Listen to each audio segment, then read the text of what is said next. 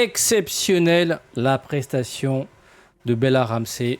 Bonjour la team, j'espère que vous allez bien aujourd'hui les amis. Je vais vous donner mon avis critique de l'épisode 3 de la saison 2 de The Last of Us.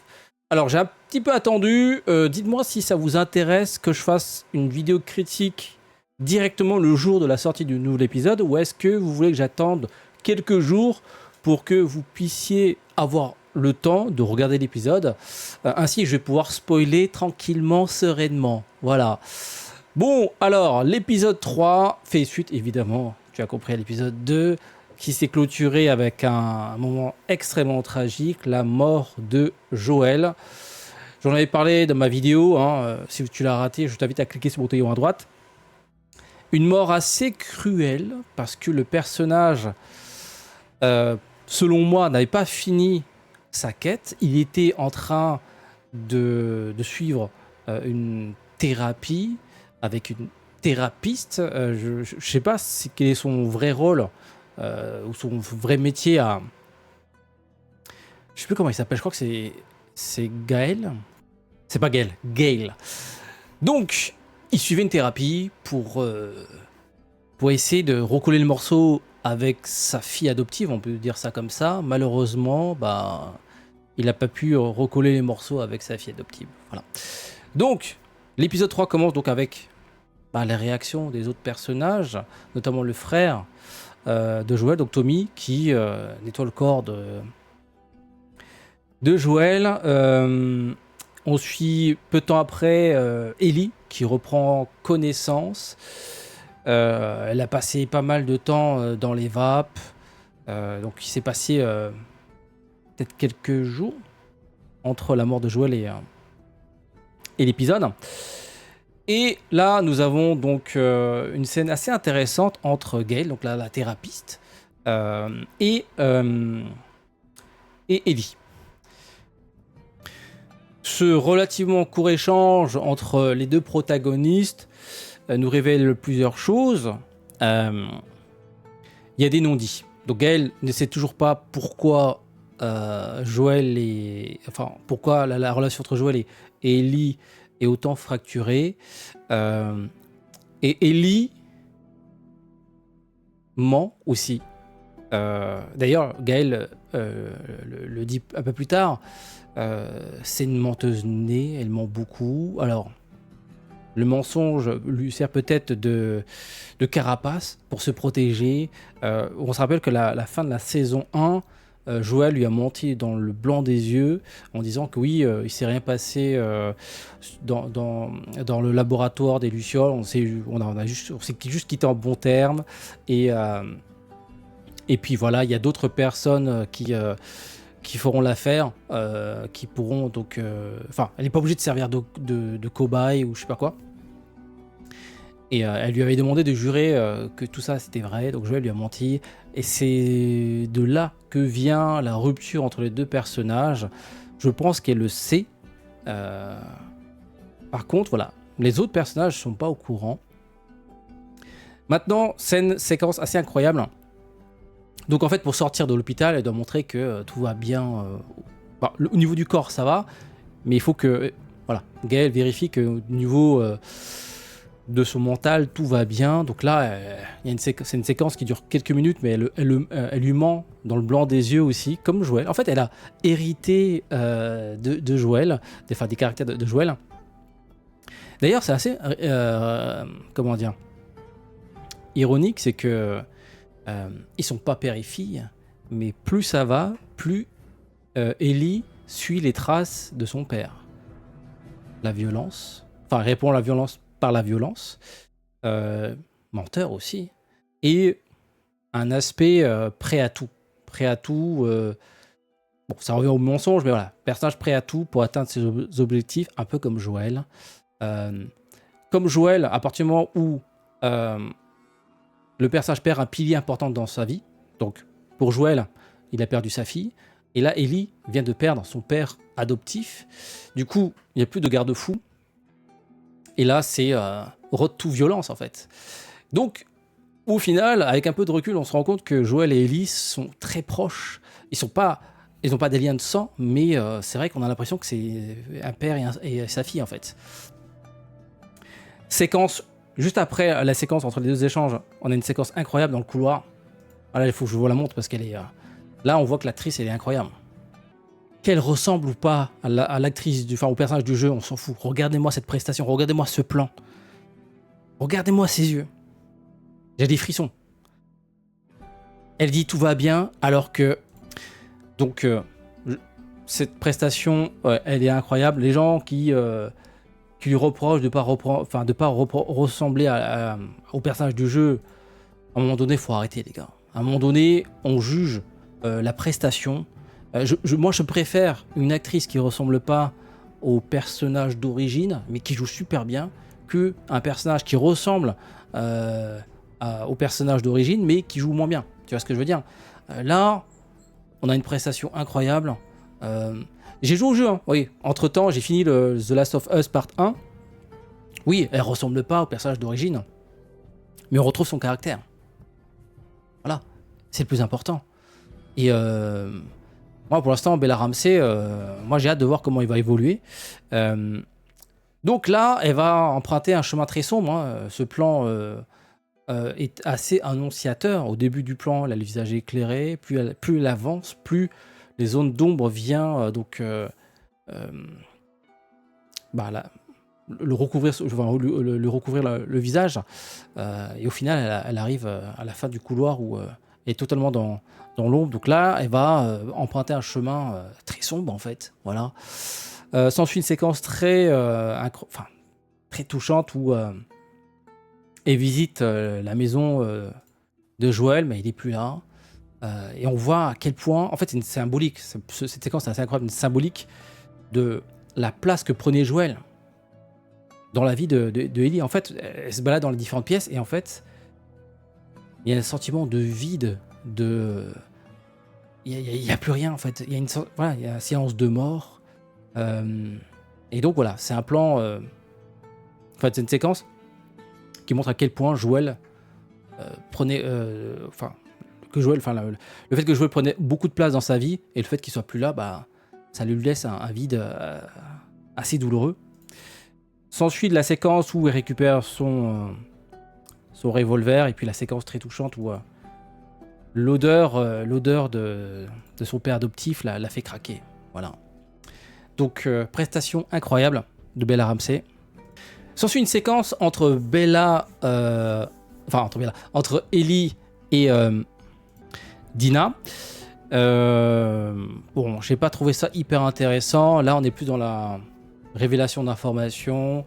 Elle a appris beaucoup de choses lors de leur capture par les Lucioles. Et du coup, elle révèle toutes ces informations à Ellie. Du coup, on comprend très bien que Ellie cherchera à se venger coûte que coûte. On enchaîne sur une petite séquence d'un groupe, d'une communauté inconnue. Enfin, en tout cas, moi, ça me dit rien. Encore une fois, j'ai pas encore commencé à jouer au deuxième épisode. Séquence qui, c'est vrai que je me posais la question, mais qu'est-ce que ça vient foutre là? Et à la fin de l'épisode, on comprend pourquoi ça a été mis à ce moment-là. Parce que les Lucioles, en tout cas le groupe mené par Abby, c'est pas des rigolos. C'est des sortes de mercenaires militaires qui ont des règles bien strictes. En tout cas, c'est l'impression que ça donne. Et à la fin de l'épisode, bon bah, ce groupe de personnages n'aura pas le temps d'en savoir un peu plus. Hein, et ils vont être décimés. Donc séquence assez violente et on se rend compte que Ellie, qui cherchait à se venger, va se retrouver face à des loups en fait. D'ailleurs, le groupe de mercenaires mené par Abby s'appelle les Wolves. Donc voilà.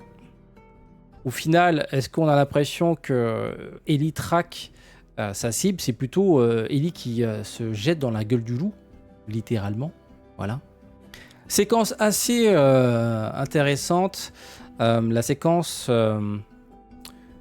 d'une sorte de réunion du village, de la communauté. Ellie cherche à convaincre la communauté d'envoyer un groupe de personnes armées pour venger la mort de Joël. Voilà.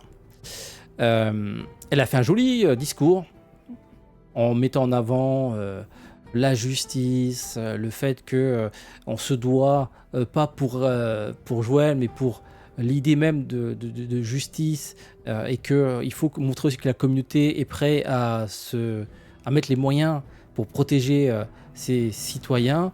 Donc elle fait un joli discours, mais en vrai, enfin moi j'ai compris qu'elle elle en avait rien à foutre. Elle ment. Encore une fois, je crois que Gaël le dit. Elle ment. Elle est prête à mentir. Elle en fait, elle en a rien à foutre de la justice entre guillemets. Comment dire, elle n'a rien à foutre de l'aspect communautaire en fait. Elle veut juste se venger. Enfin, en tout cas, c'est l'impression que ça donne.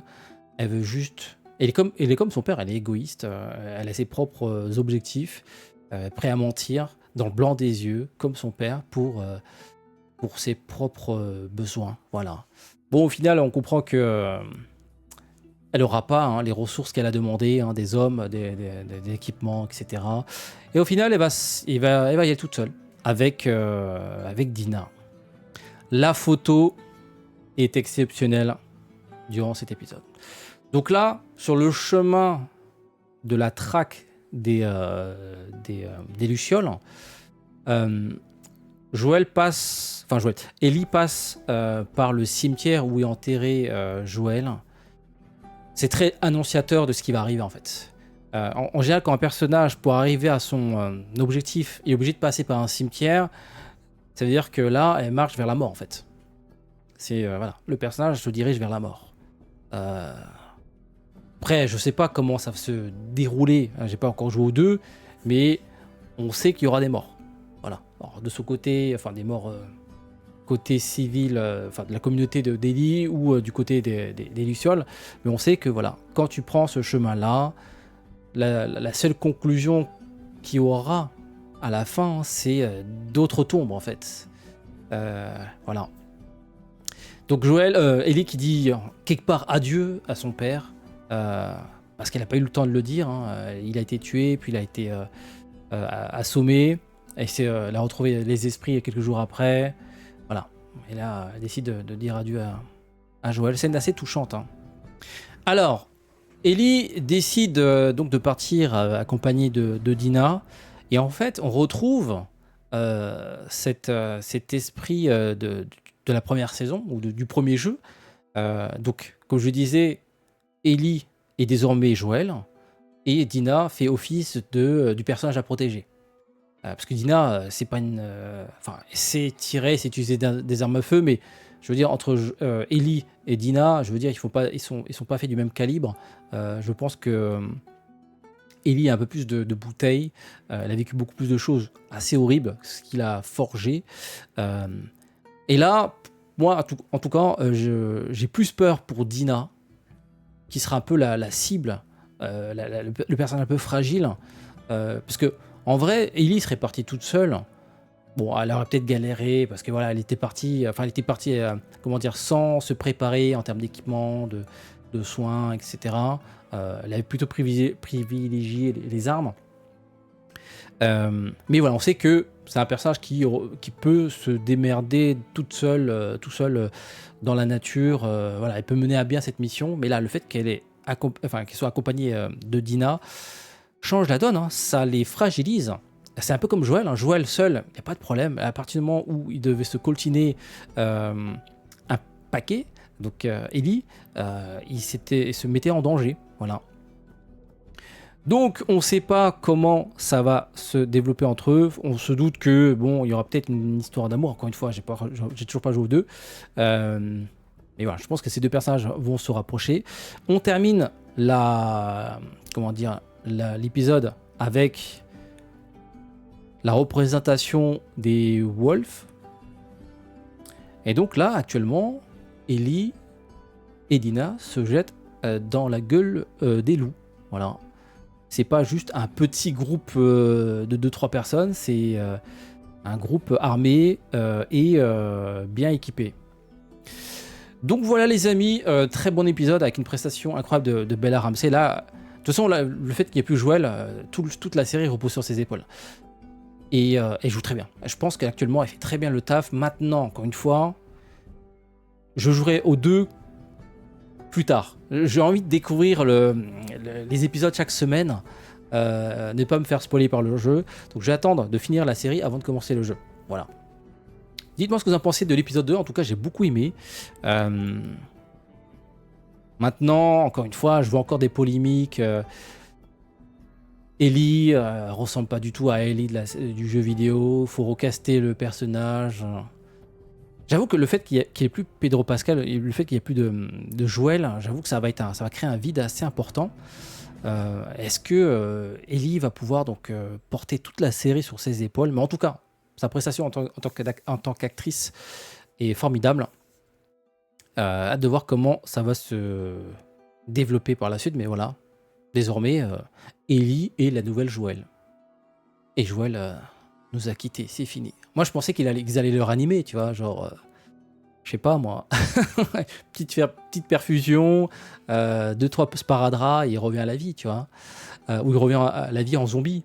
Et ils se disent, voilà, on va congeler son corps, et quand on aura le remède, on va le remettre en humain. Voilà. Peut-être il y avait un truc à faire, non, avec ce virus qui peut peut-être maintenir en vie les cellules, le temps de trouver une solution. Enfin bref, là, je me disperse. Bon, allez, sur ce, les amis, rendez-vous la semaine prochaine. Dites-moi dans l'espace commentaire si vous voulez que je fasse une vidéo critique le jour même ou vous voulez que je fasse la vidéo quelques jours après, histoire de vous laisser le temps de regarder l'épisode.